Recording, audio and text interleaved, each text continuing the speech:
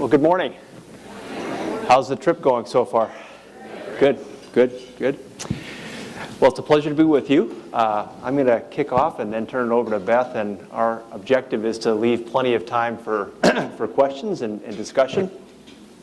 I've been to enough of these trips to know that it's only so helpful to hear exactly how another community does something that they've done, and frankly more helpful to try to figure out how that might apply to what you're facing back in Lexington. So hopefully we'll leave plenty of time for that kind of conversation. I understand you have quite a fancy system for determining what are the exactly most important and pertinent questions, so look forward to seeing that as well. As Luther said, I'm the head of the Minneapolis Downtown Council, which is our downtown-focused business association. We've been in existence since 1955, so have fairly long tenure. And the essential mission of the Downtown Council is to really try to make sure our core downtown economic climate stays strong and vital, keeps up with the latest trends and challenges that downtowns across our nation are facing, and really continues to serve as the core economic hub of a much larger Twin Cities region. You know, it's interesting, Minneapolis has had a peak population of about 550,000 in the 50s, declined to less than 400,000. Now we're at about 415,000, so bouncing back. A lot of that population growth has been in the downtown area. But while that has happened, our Twin Cities region has grown to be, I think, the 17th or 18th largest metro area in the nation, 3 million or so people. With Minneapolis, the downtown Minneapolis economy is really, again, a central hub of that much larger region. So in some respects, we think our downtown punches a little bit above our weight in terms of the size of our city.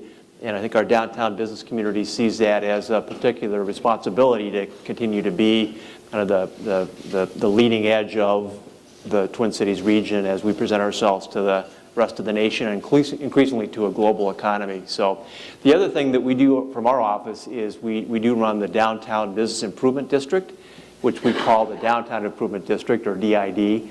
I know that's something that Lexington is either doing or about to do, and I'm actually having a chance to meet with a few people over the lunch hour to talk more about that. So if there are questions related to that, not only am I currently ultimately responsible for that, but Beth Sjogren actually helped create that entity about a decade or so ago, so we'd be happy to field questions there.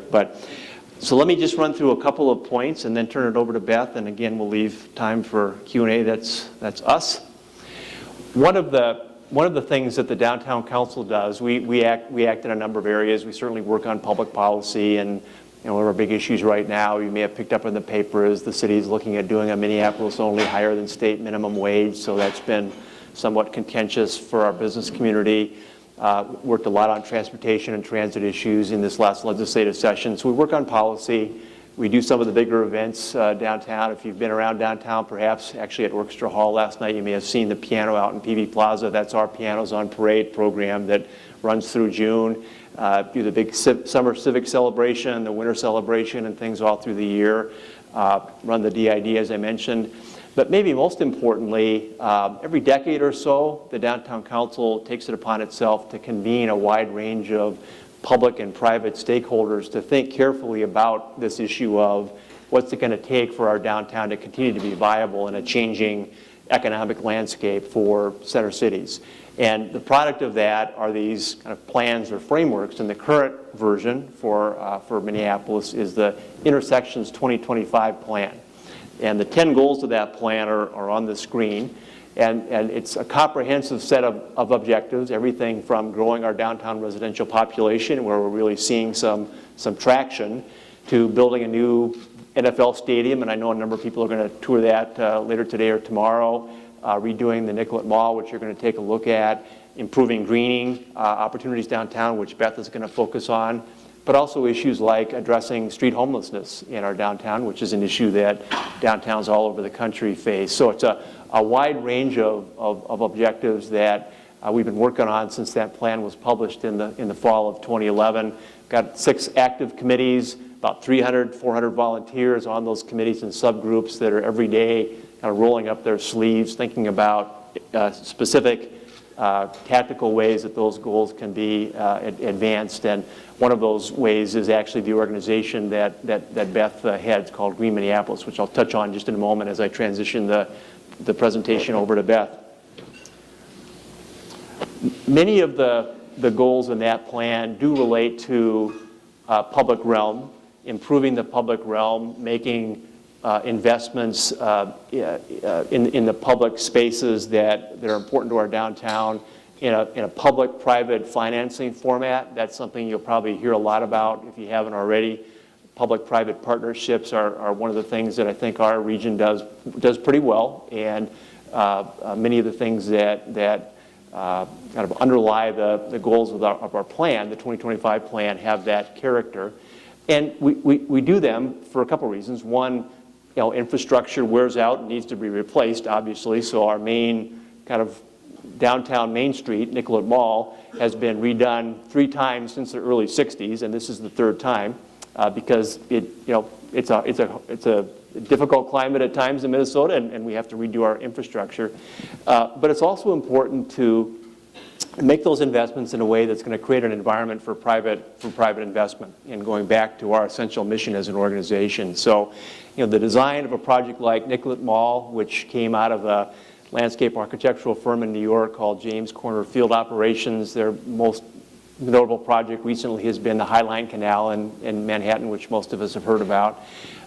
Was aimed at creating a better pedestrian experience downtown, kind of being a greener environment, and probably facilitating more street-level vitality, including support of retail growth. So not only do we just need to replace the infrastructure because it was wearing out, we needed to come up with a design that was going to facilitate and support our economic goals for downtown as well. So that was the nature of Nicollet Mall, and again, I think many of you are going to go on a tour and hear more about that as part of your program. It is still an active construction zone. No matter what anybody tells you, it is going to be done this year. Take that to the bank.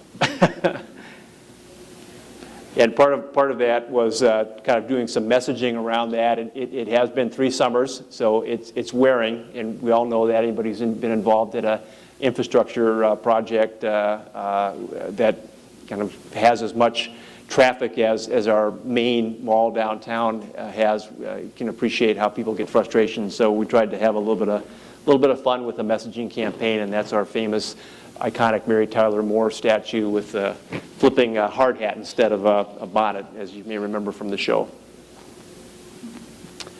You saw outside of Orchestra Hall last night PB Plaza, which is actually a historically designated resource.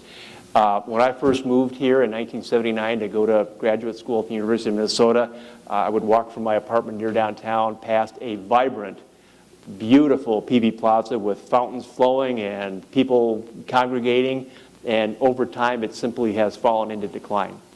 And so our next public realm project, and again, Green Minneapolis, Downtown Council, many parties are working on this, is to revitalize PB Plaza and restore it to its rightful status as a key civic asset. Again, adjacent to Orchestra Hall, so that important civic institution can fully utilize this new asset, and part of the environment that we're also creating through the Nicollet Mall project. So that's kind of our next project on the docket. Part of our plan as well, the 2025 plan, is to recognize the importance of the Mississippi River as a key asset. As somebody who grew up in Iowa and basically lived my life in the Midwest, I kind of acknowledge that we're a little bit of flyover country here, and maybe not everybody knows exactly where Minnesota or Minneapolis is, but most people do know the Mississippi River. And it runs right through our downtown, and we can exploit in a positive way by really bringing attention and life and activity back to the river. So a number of projects by our Parks District, through private enterprise, private initiative, are going to focus on activities that really bring further life and activity to our Central Riverfront District, which runs right through the heart of our downtown. And then finally, we've kind of dubbed everything that's going on in downtown. We've had this pretty, for us, unprecedented spurt of development, 5 straight years of billion-dollar plus permits, topping out at $1.7 billion a couple of years ago. most of that in the downtown area. Residential growth, new hotels, new sports venues, both new and renovated basketball arena across the street here, civic projects like Nicollet Mall, PV Plaza. So we've had this kind of incredible run of investment, which is really great, but it does create impacts for people who want to come downtown or who work downtown, who live downtown. So we've talked about this as the Minneapolis Big Build, not the Boston Big Dig, the Minneapolis Big Build in a positive way. So I think that messaging and communication is an important part, and I understand Lexington may be coming up on a similar spurt of development, so you may want to think about how you message that as well as a positive, kind of the price of progress, so to speak. So with that, I'm going to transition. I mentioned that one of the ideas in the 2025 plan was to try to create a new, because goals existed around greening up our downtown, making the pedestrian realm more friendly and more attractive. And one thing we missed was an institution that could really take responsibility for that. We have a great neighborhood park system. It's been rated #1 in the country for 4 or 5 straight years by the Parks Conservancy. But it isn't so much focused on downtown. So we need an institution that would do that. And as part of our 2025 plan, the Downtown Council and others created a multi-site conservancy, public-private partnership, go back to that idea, called Green Minneapolis. And Beth is the executive director of Green Minneapolis, and she's going to talk specifically about our new downtown park in the context of a lot of development that's occurred in the east town part of our downtown. Beth. Thanks, Steve. Can you guys hear me? Okay. Yeah, so I'm Beth Sjogren, Executive Director of Green Minneapolis, as you mentioned, kind of a brainchild of the 2025 plan. And the goal is really to bridge the gap between the public sector and the private sector. I think the business community and the private sector community recognize that the public sector, while they may have the best of intentions, they tend to be focused on more of the brass tacks. And in order to really get the public realm that we know the city needs in order to compete, in order to attract the top talent, that it was going to take additional investment. And so our role is to bridge that gap, to bring together the passion and the interest of corporate and philanthropic partners together with the public sector, pool our resources, pool our interests and our mojo, and to go farther. Again, collaboration is key. We have great relationships with public sector, county, and municipal government, as well as the private sector. So I'm sure all of you know about conservancy organizations, and they're very successful models, and that's what we're following here. This just illustrates what our goals are. We want to bolster a vibrant downtown, coordinate stakeholders. There are a lot, as you'll see on a subsequent slide, there are a lot of projects going on, and those projects can get siloed. So we see ourselves as kind of a convener and a communicator to make sure that the community is aware of everything that's going on, and they can look to us as a resource for information and how specifically people who are interested in getting involved, how they can best apply their efforts. So this is a takeoff of the Big Build drawing, obviously. And what this shows is all of the greening or public realm improvements that are either underway or planned. It's really significant. And you can see here the increased focus along the river. So when I moved here, I'm not native, but when I moved here, downtown was all about the CBD. And I remember having a conversation with a property owner about a block from the river saying, there is nothing going on here. Your ambassadors never come over here. I'm out in the boondocks. And I said, just hang on, because it's going to change. And there is so much focus now coming to the river. There are I would urge you, if you have some free time, hop on one of those nice ride bikes and go down there. The bike paths are terrific, and it is so vibrant. There is a museum called the Mill City Museum, which is actually in a mill. You can learn a lot about the history of the city, and you can also see the riverfront in a time of real transition. It's an uneven, spotty experience right now, but there are some beautiful, Gold Medal Park is wonderful, the new Guthrie is there, and you see how the future development of Waterworks and the Lock and Dam are going to knit that all together. Also, FYI, if you have extra time, the National Park does offer tours of that Lock and Dam, which is a pretty cool tour. So noted on here, you'll see the Commons, which I'm going to talk about more in just a minute, and you'll also see PV Plaza, kind of more towards the bottom there.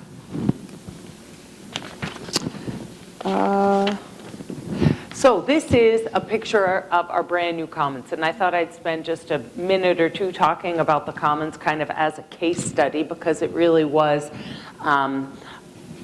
kind of a perfect storm of, from a positive standpoint, of interest and investment and activity. So what this sparked around was the community's desire for a new stadium, the legislative action, a very committed and interested developer, corporate citizen coming forward and saying, yes, we are going to locate our headquarters downtown, and the city and the business community saying, we need a vibrant urban destination park. So all of those parties came together and agreed.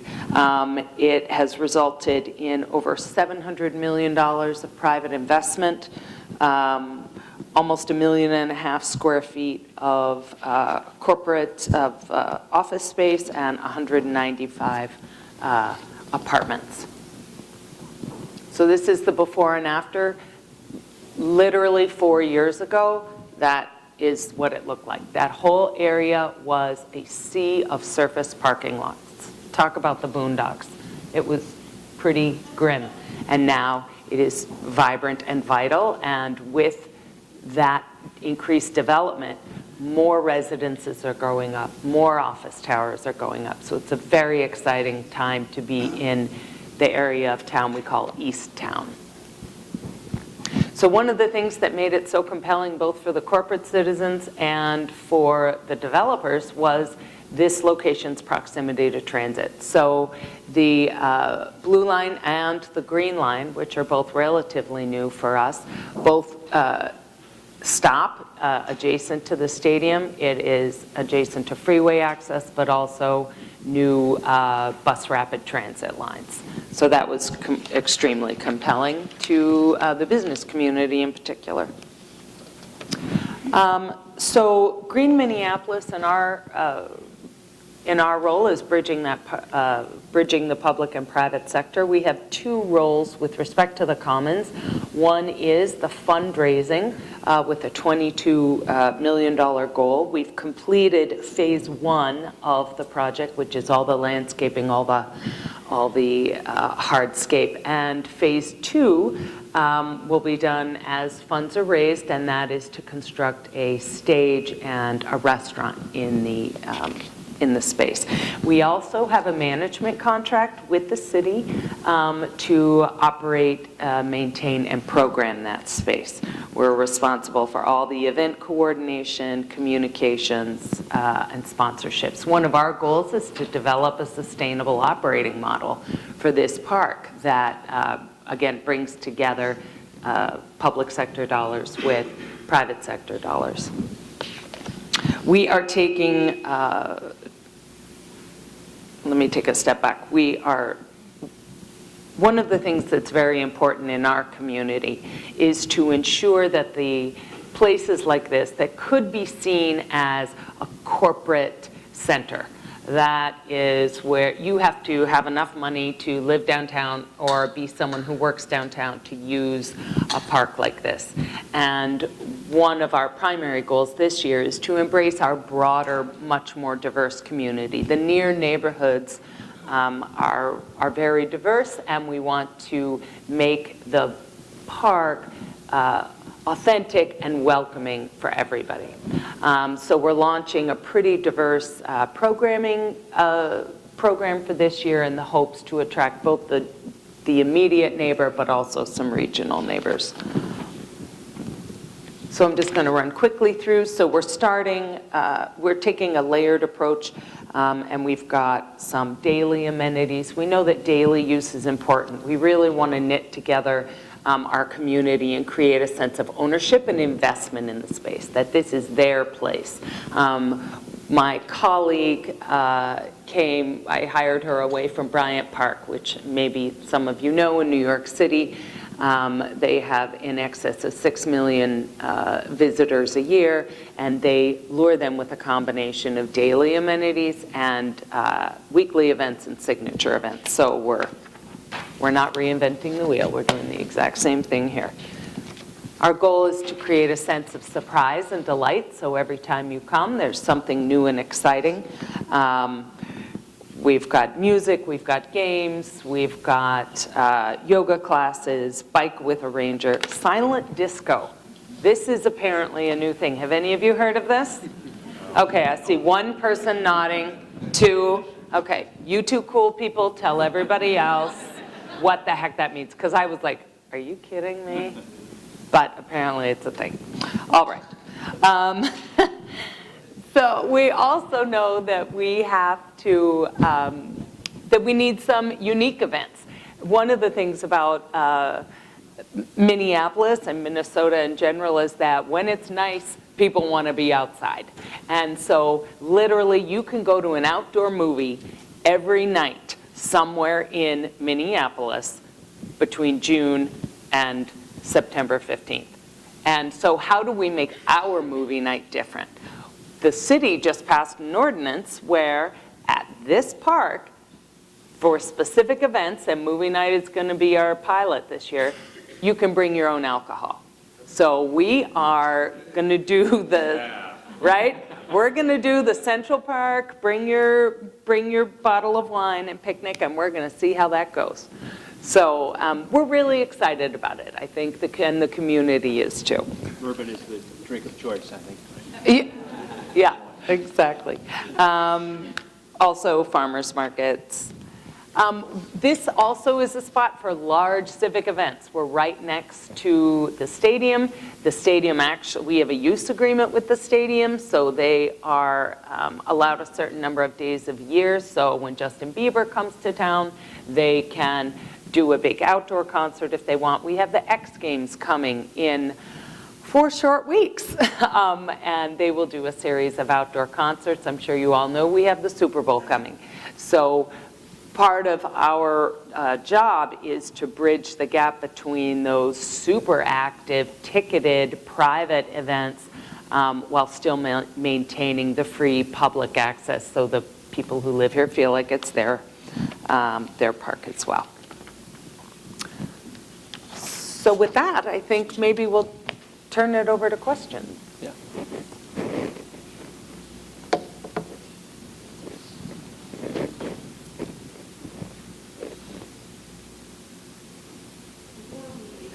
Questions. Mary Quinn Raymer with Visit Lex is going to come up and introduce a special guest that serendipitously is doing work in Lexington but is here in Minneapolis. And turn it over to Mary Quinn. You gotta love it when all the stars align. So if you'll recall last year in Charleston, we talked with some folks about how they had really taken their destination to the next level, and that got the ball rolling in Lexington. So for the last 6 months, we've been engaged with Convention Sports and Leisure. John Katz is a wonderful resource. He's become intimately familiar with Lexington over the last 6 years. He's worked on a feasibility study with respect to the expansion of our convention center, and we brought him back in January. I know he spent time talking with many of you in the room, so thank you very much for giving him feedback. I think probably in mid or late August, he'll be coming back to Lexington to give a full report. But it was just too serendipitous to pass up the opportunity for John, who's based here in Minneapolis, to just give you a couple of minutes of insight as to what he sees that we can take cues from and begin looking toward growth in Lexington. I have to say, just personally, the projects that I have been working on a lot this past winter and spring, the expansion of the convention center, the restoration and reprogramming of our old courthouse, and then Town Branch, Commons, and Park, it just makes me very excited about the momentum that we've got going in downtown. With that, I'll kick it to John and let him give you a couple of his high-level observations. Thank you, Mary Quinn, and welcome to Minneapolis. Beth, can you flip back a few slides? Is that presentation still up? Can I flip back if I hit the red? There was a slide that had the transit on it. I don't know how to, So while she's doing that, AV? Mary Quinn kind of introduced the notion of what it is we're doing, a destination development plan. How do we I bring don't have more control of visitors to Lexington? And the problem is, for Lexington, every other city that we go to, I travel all around the country, very few projects I do are actually in Minneapolis. So it's kind of nice to have my own client come and visit me. But every other city we're working in, they're trying to do the same thing. It's a highly competitive industry trying to attract visitors. We love visitors. They come, they spend money, they go to Manny's Steakhouse, spend a ton of money, they go lawn bowling at Brits, they drop a lot of money, and then they go home. So we like the notion of visitors, but it is really a competitive industry. So we come into Lexington, and as Mary Quinn's mentioned, we've been there many, many years, 10 years doing studies from the Horse Park to Rupp Arena to the Convention Center. And one of the things that occurs to you when you start looking at Lexington is we're not trying to fix something that's broken. We're really building on some strengths that exist and that are emerging. Obviously, UK is a huge asset. We've got University of Minnesota. The impact of having 30, 40,000 students and professors that close to downtown is dramatic. It leads to a culinary scene in Lexington that, who knew? We've got something going on there. There's a vibrancy in downtown that you might not expect to see. We obviously have the kind of the marquee industries, equine and bourbon. Whenever you're doing these studies, you look for what's unique and authentic. What can I get in your market that I can't get in Minneapolis, for example? We can't get equine, or we don't have the bourbon industry here, so you've got that to build on. So we've got all these strengths that we're looking at. And then beyond that, Mary Quinn, you hinted at it, we're doing something in Lexington, Town Branch Trail, and the Town Branch Park, and the Convention Center and Rupp Arena. And I want to spend just a couple seconds on that because it's very important. When I look at the Convention Center, I was just in Birmingham, Alabama yesterday, and they've got a convention center, arena, theater, and they all look inwards on each other. They've created this fortress, 4 walls on a campus. Nobody can get in unless you're there for an event. It's not an inviting place. Even in my hometown of Minneapolis, here's the Convention Center. Bunch of walls, exhibit meeting, ballroom space. You go in, you disappear. You come out, it's not the next generation. And what you're doing in Lexington is creating a convention center with Rupp Arena that opens up to the outdoors. You've got a kind of a pavilion campus with the exhibit space, the meeting space, ballroom space, a tremendous amount of green space that opens up into what will be one of the marquee parks in the country. So imagine, here's our commons here that Beth was talking about. And you saw the images, and those are real. This is going to be a fantastic project, and it is a fantastic project. But imagine dragging this Town Branch Park, or this Commons, putting it over here by the Convention Center, blowing the Convention Center up and creating something that's really modern and future-looking. Oh, by the way, let's connect that to the Distillery District, and we've got bike trails now. All the bike trails you saw in Minneapolis, legacy trails coming in, bike Town Branch Trail, connect those. We're starting to create something in Lexington that has been a pleasure for us to kind of layer in on top of. So we're going to spend the next, how many months? Next 5 months. I hate deadlines. We're going to spend the next 5 months or so working to kind of take these strengths, turn them into something that really is unique, authentic, and I think world-class in Lexington. I think we've got something really going that's going to be spectacular. So we look forward to working with you, and thank you for your time.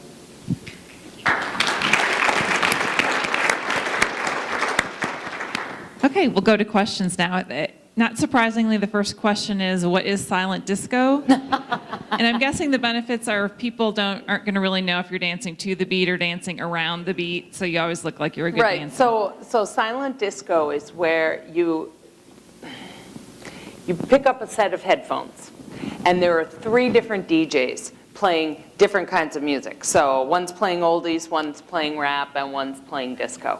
And they have color codes. So on your headphones, you can switch from one to the other, and the color of your headphones indicates which style of music you're listening to. So the idea is it is a spectacle where everyone's wearing these colored lighting headphones and dancing to different beats. So the people who are watching are going, oh my God, look at those crazy people. They're dancing like mad and having a blast, and it sounds like it's completely silent to the periphery, but the people in with the headphones are having a great time. So that's silent disco. You showed the before and after of the Commons area and all the surface parking lots that are gone. What happened to that displaced parking? Are there parking garages, or what's That's a good That's question. a great question, and my answer is that's one of the reasons that increasing transit options to and from and around downtown is one of our top 10 goals, as that parking supply is not being replaced. We are shrinking our overall parking inventory. That's both a kind of a practical reality and, frankly, a political position of our current elected leaders. I don't think it would be possible to build right now and with our current leadership, and it's not really being pushed by the business community anyway, kind of a general occupancy ramp downtown. So whether it's transit, whether it's improving our kind of mainline buses, biking, walking, as I mentioned, we're growing our residential population, trying to improve our public realm. We're really trying to increase the ways that people can get to and around downtown. It's a balancing act because, as you all know, it's not, make a transit project happen overnight. These are 5-10 years in the making. We do have a very comprehensive multimodal regional transit system that really focuses on downtown planned, and we're struggling to make sure it gets built as quickly as possible. So that's as our downtown becomes denser and more fully developed, those things are going to go hand in hand. The project did include some parking, and that was part of the requirement of the stadium construction. So some of it was replaced, but as Steve said, it wasn't a one-for-one. And one of the things that frankly, I've been pleasantly surprised by is the amount of users to both the Twins games and the Vikings games that come on light rail.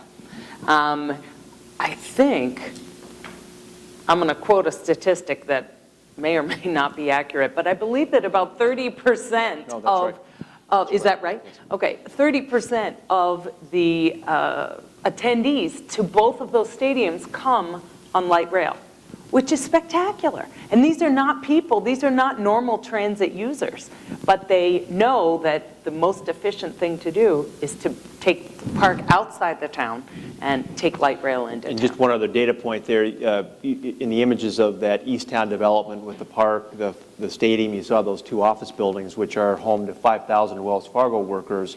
There's not one parking spot in either of those buildings. They built there specifically because of the access to transit and kind of their going through a culture change with their workforce of, you can drive downtown, but you can also take all these transit options, and then you're right across the park from your office building. We do have a new downtown management district. What are maybe the top 3 things that you think a downtown management district should be doing? Yeah. Well, for us, and then I'd certainly invite Beth to comment as well, the watchwords are clean, green, and safe, and we're kind of edging into vibrancy as well. So keeping downtown clean, and we're building on top of a baseline of city services there, which is probably the situation in Lexington as well. Keeping the city very clean, really focusing in on public safety, huge issue in partnership with all of our law enforcement and community service agencies, and then contributing to a greener and more pleasing public realm. Activation, doing programming on Nicollet Mall as an example, will be something that our organization takes on when the mall is finished and really fully implemented next year. As part of the Downtown Council mission, as I said, that's something that we do as well. So the bid will participate in that as well. And part of the theory is active, vibrant streets are also safe streets. So it kind of plays into that safety mission. So at least for us, that's where it started, and that's kind of where we've continued to focus: clean, green, safe, and now these days a little more on vibrancy. I don't know if you'd add anything. I think the only other thing I would say is I think it's really important for the bid to communicate with its stakeholders.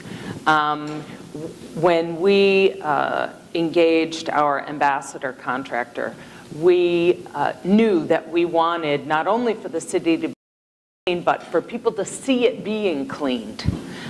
Visibility is really important so that the people who are paying the bill see they're getting their money's worth. And it's also the responsibility of the bid to constantly reaffirm, this is why we're doing this. Congratulations to you, wonderful stakeholder, for understanding that our community needs investment. And so that direct communication with the property owners, the stakeholders, whoever's footing the bill for the business improvement district, I think is essential. Do you have a central calendar of events, and what's the platform, and how's that managed and updated? Yeah, well, we certainly do. We maintain one on our website. Our Convention Visitors Bureau and Destination Marketing Organization, Meet Minneapolis, has one as well. There's a calendar for Green Minneapolis. So I would say for us, really having one totally up-to-date, highly accessible go-to source for information about what's going on downtown is still a little bit of a work in progress.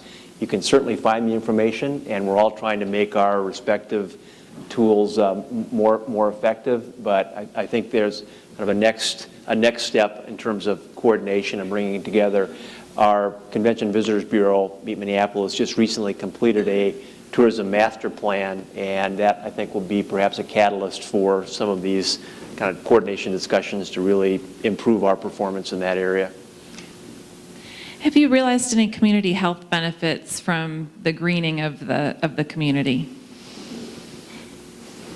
Well, we already are a pretty healthy place. We're always near the top in health metrics and biking and activities. So I think we've got a nice ride, kind of a bike rental system that Blue Cross Blue Shield underwrites here.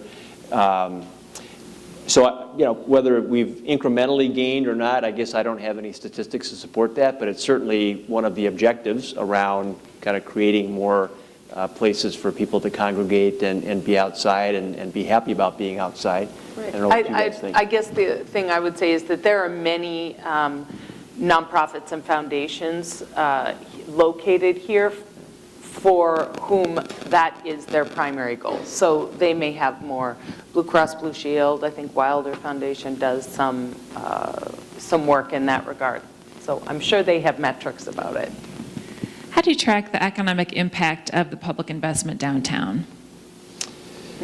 Well, certainly, statistics like the level of private investment that occurred in that East Town area, kind of adjacent to the park, whether there's a complete causal relationship there, I think one could debate. But keeping track of those level of investments, I mentioned, we obviously keep track of the total amount of permitted development that occurs and where it is downtown versus neighborhoods. So there's a little bit of ability to quantify that. But I think as important is, through our efforts, and I'm sure your equivalent organizations do exactly the same thing, through our efforts to recruit businesses and attract businesses and retain businesses, just through that dialogue process, understanding the role that these projects play and the increasing importance of this kind of environment to a successful downtown or business district. I think that's almost as powerful as just the numbers that you can compile about level of investment, number of jobs, things of that sort. How have these projects been funded, the key ones that you've touched on in terms of the mix of public, private, and where that money is coming from? Yeah. They all are a mix of public and private, so just taking the three that we've talked about, and Beth can elaborate on the commons. The Nicollet Mall project is $50 million improvement, surface improvement. Now, there's also been a substantial amount of kind of below-grade infrastructure improvement. The utilities underneath Nicollet Mall haven't been upgraded for decades. In fact, the city water and sewer work that was done took about a year to get it ready for the above-ground work, was turn of the century in some cases. So I'm glad that that has been done. We'll be able to continue to flush our toilets downtown after this is all over. So the the surface work was $50 million in addition to a substantial amount of purely private investment. That $50 million was half kind of public equity, some state funding, and some direct city funding, and then 25% special assessment from a fairly wide benefit area downtown. So that's more on a private side. It's collected through the property tax system, but it's a special assessment that commercial and residential and other properties pay. So that was kind of a 50-50 public-private deal. The Commons, let me talk about Peavey. Peavey Plaza similarly will be kind of some state money, some city money, and then some private sector money that we are in the process of raising right now, and have had some initial great commitments and good momentum around that private fundraising campaign. So that'll be about a 50-50 public-private deal as well. Commons is a little more complicated. There was a substantial amount of public investment as part of that kind of overall redevelopment in that area that essentially acquired the land for the Commons. But then the improvements that have been made have essentially been made with, not completely, but substantially private investments. And you might want to talk a bit about kind of that. I think you've said it. I mean, it's a combination, again, of many different entities. And it's hard to disassociate it from the stadium, because the stadium and the parking ramp, the city, let's just run with Steve's answer, because if you go too far down, it gets very weedy. Again, it gets to that. You don't really need to know that level of detail. Exactly. It's not going to be that relevant for you guys. But right. So on the private side, I guess there are two kind of main buckets. There's the private investment in a project like Nicollet Mall that comes through kind of an assessment. Mm-hmm. But then the other private investments we're talking about in these public assets like the Commons and Peavey Plaza are more philanthropic in nature. So corporate contributions, individual philanthropy, that sort of thing, pure fundraising. So I guess there's a little bit of a distinction there on the private side. Well, thank you both for your time and Okay, your insights. very welcome. Thank you. Have a great trip.